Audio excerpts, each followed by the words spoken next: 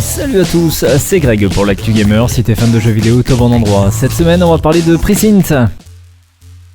The Precinct est de prime abord l'anti-GTA par excellence, étant donné que ce dernier vous invite à rejoindre les forces de l'ordre et à combattre le crime sous toutes ses formes, au cœur d'une ville gangrénée par le vice. Nous sommes en 1983 à Averno City, une métropole nord-américaine, pluvieuse, typique des États-Unis, où la police tente bien que mal de maintenir la paix.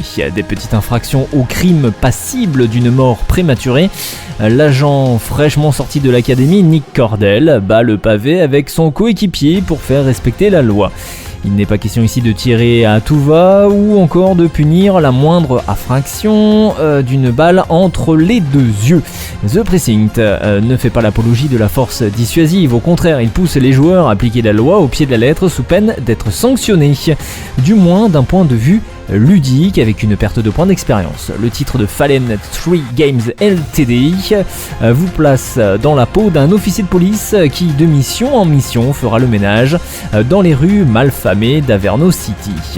The Precinct se démarque également des productions récentes par sa caméra top-down à l'heure des jeux vidéo à la première ou troisième personne qui rappelle forcément les premiers GTA. L'atmosphère néo-noire qui s'en dégage et la qualité des doublages font de cette expérience ludique une ode au film policier classique entre arrestations musclées, course-poursuite allaitante et encore fusillade urbaine à haut risque. The Precinct sortira donc sur PC, PS5 et Xbox Series ce mois-ci.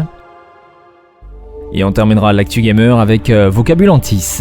Vocabulantis est un jeu d'aventure et de plateforme coopératif dont l'histoire se base sur une histoire d'amour. Les graphismes ont la particularité d'être réalisés en stop motion, au moment où Kurt et Carla sont sur le point de révéler leurs sentiments l'un à l'autre, aucun mot ne sort de leur bouche et sont soudainement envoyés à Vocabulantis.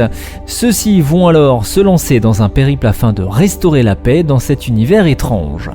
S'ils échouent, Kurt et Carla seront à jamais bloqués dans ce monde et ne pourront plus jamais s'exprimer. Sortie prévue donc ce mois-ci sur PC. C'était Greg pour l'Actu Gamer, bon game et à la semaine prochaine.